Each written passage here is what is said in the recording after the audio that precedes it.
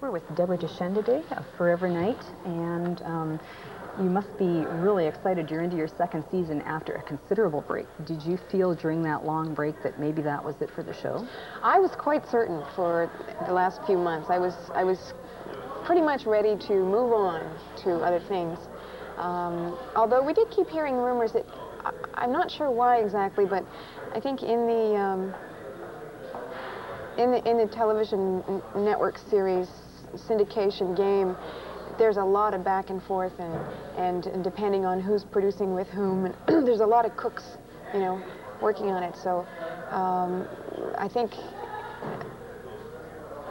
there were times when they were quite certain that they were going, and then times they weren't. So it was quite a roller coaster. And I tried not to depend on it too much, but it's really hard to plan your life, you know, when you're not sure whether or not the next year or 2 or 3 is going to be taken up. And but yeah, I was pretty certain it was gone for a good few months. I know in that interval, the Forever Night fandom really came alive, became very strong, very organized, and a lot of people credit them with actually making enough noise to get the show coming back. Oh, I'm convinced that that's what did it, because there were specific references to things that were said on the internet or in the different mail that they got, and I really think that made a huge difference. Because if nothing else, it showed that we had a really strong cult following, and that's, I think, quite respected by the powers that be. A lot of people have mentioned that in respect to Forever Night. They say that the fandom, which is quite strong, quite organized, is a cult following. There are negative connotations to the term cult. Yeah, Does that true. bother you in any sense? Or have you run into those negative connotations with your experience with the Forever Night fans? That's not a fair word at all, actually, because I use it in a sort of the way I meant it was a sort of I would be proud to be this that kind of a cult. It's sort of it's not so much a cult as a really specialist following. It's a really specialist following. There have been a few scary people who've written scary letters, or obviously they're lonely and they're imagining things or whatever. But I would say that's probably the norm for most shows. I don't know, maybe this show encourages a bit more of that. But generally, I just find people are really, really serious about the story, the history of it. It does attract a certain kind of person, because there's a fairly strong emphasis for television on history and on high tech, on science, on medical science, and you know, it does attract a very specific kind of an audience, and the time slot too, of course, I think. So that's more the sense in which I think I mean cult following. Well, with regards to the cult following then, I wondered if with the negative connotations of the word cult, that was the reason that you had held off on having your own fan club chapter. Oh, you heard about that, yeah? Most of the principals of the show do have their own, not only a general blanket fan club, but their own specific fan clubs. And I noticed the women have resisted, or seem to have resisted. Yes. Now, I hear that you are about to bow to pressure. Yes. In fact, I don't know if I resisted so much as I wasn't approached, really, with my own fan club idea. I didn't make myself terribly accessible at first, because I was kind of nervous about the whole thing. And I was new at it. I didn't know what does it mean to have fans, and I thought, oh, maybe that's not a very good thing to encourage. And then I was exposed to some of Gare and Nigel's people, and they were lovely, and they were intelligent and wonderful people and well organized and really quite committed to this whole thing, and so that kind of loosened me up, I think. And then I was approached about having a Jeanette fan club, and I said, well, I don't know how much I can tell you about how much work I'm doing, but sure, if you want to do it and discuss Jeanette, let's do it. So, and this is then underway? Sorry? It's underway then? Yeah. And who's running this for you, and what's it running out of? Is it running out of the States? Yes, Lori Salopek and her partner, and they're in San Jose. They're based in San Jose. So, yeah, I didn't resist so much as I don't think I was approached. It was a very small part, too. I don't think people really thought of Jeanette as having a fan club for a while. Maybe there wasn't enough momentum, but I guess finally it happened, so. I think it speaks something for either the strength of the actors or the strength of the characters as they're written, that even though all the parts are really rather small, with the exception perhaps of Nick the principal, yes, all the characters have very strong fan followings. That's true. That's true. Extremely true. Yeah, and people do. It's interesting, isn't it, how people do seem to identify. Once they've identified with the show, they often do decide to align themselves specifically with one character, as if it gives them a way of following the show. They follow that through line, the through line of Jeanette. Or perhaps they're seeing something in the character that appeals to them specifically. That specifically relates to their experience in some way. Or it's interesting how the fan following has gone. Gara and Nigel made an appearance at Toronto Trek 93, and I believe at that time they had to explain who they were, what they were doing at a Star Trek convention. Right. I noticed this year that Nigel Bennett was again at Star Trek, at Toronto Trek, and he explained to nobody who he was. So it really has, the fandom has really caught on. Yeah, yeah. Oh, that's great. They've worked hard at it too. I mean, I can't imagine their phone bills. Would you do conventions if the opportunity came along?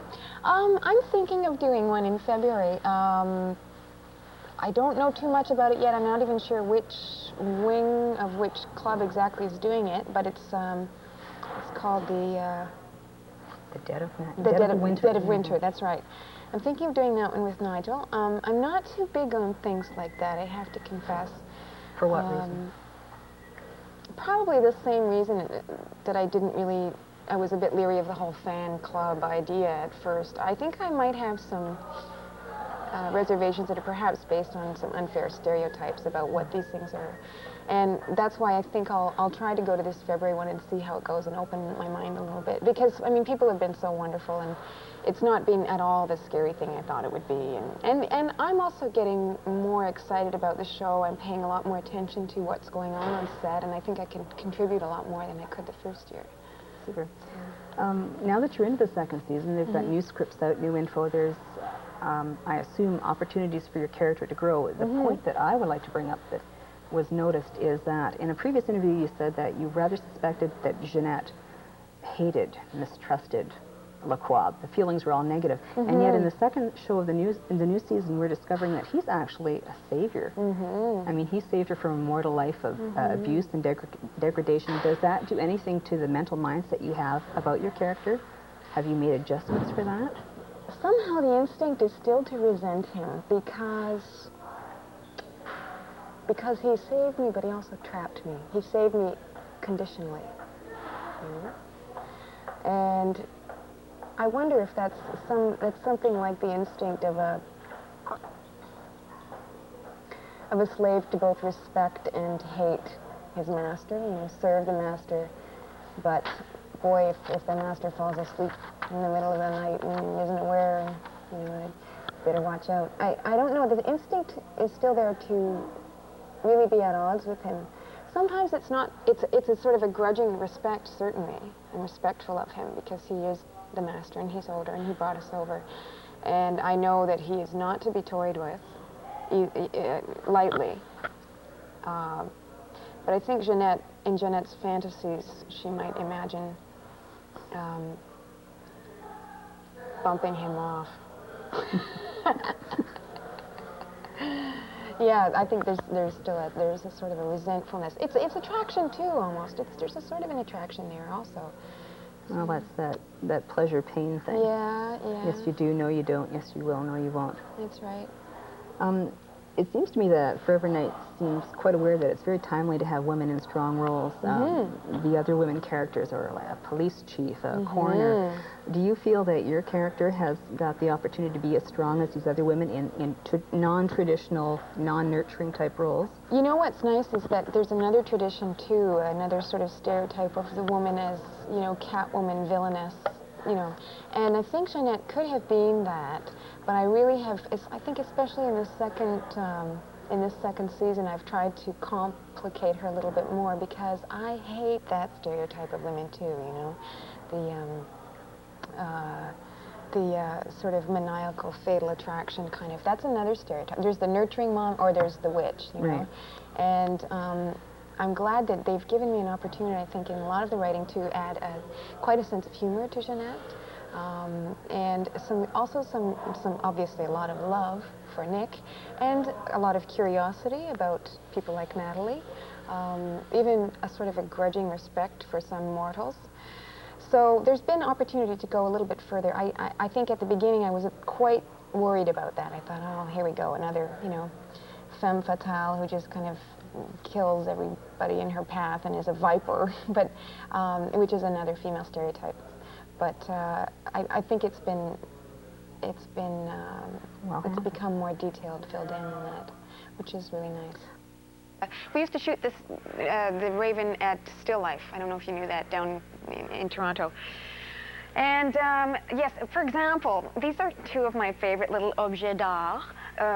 Yes, we have the lovely, maybe these are from Anne Rice's themes of the, what is it? The two Egyptian original vampires. Anyway, I think the detail is lovely. And let's see, what else do we have? Let me show you. Oh, actually, it's a very practical set too, because these, for example, these pillars, you see they don't go all the way up. So this is great. We can block the show, move the pillars wherever we need to. We have, of course, a rack of great lighting up there. We have these chains that come down. Now, these chains cause a lot of sound problems. I don't know if you can hear that, but we often like to use the chains to walk through because it looks so great on camera, but it drives the sound man crazy. So what we do is we replace the metal chains with plastic ones. Don't look quite as good, but there's no sound if we're going to be using the chains for any of our blocking or action. We have these beautiful light fixtures. This is an exterior, way over there is an exterior door that leads out to what you see as, I believe it's Richmond Street, when you see the exterior stock shot. In there is, I don't know, I don't think the set is up right now, but there is a set for Jeanette's sort of back room. It's sort of her powder room, her little bar. There's the big wine, what do you call that, wine rack thing wall. Yeah, and this is of course the bar where a lot of the action happens. We have a couple of regular extras who are always at the bar, the bartender and so on. It's wonderful, and as you can see, it's kind of a mess behind there. We've got our Raven matches and Raven napkins and so on and so forth. What else do we have? I don't know if this cash register works. I've always wondered that. I should find that out. check for cash. Yeah, I should, huh? And, oh yeah, we have a couple of paintings, original paintings that were done. This one apparently, we had to do a little cover up there on the bosom, you'll notice, because they were a little concerned about television. I thought it was very European and tasteful, but anyway. There's another one over here, too, that's quite lovely. I think they're sort of supposed to be based on Jeanette, but not too literally. This is quite an interesting one also. And this is all done by our fabulous set people, our set decoration people. They're so resourceful. They don't have a lot of money to work with. And what they do have, they just use to the hilt. They've got some beautiful ideas. They're true artists, I think.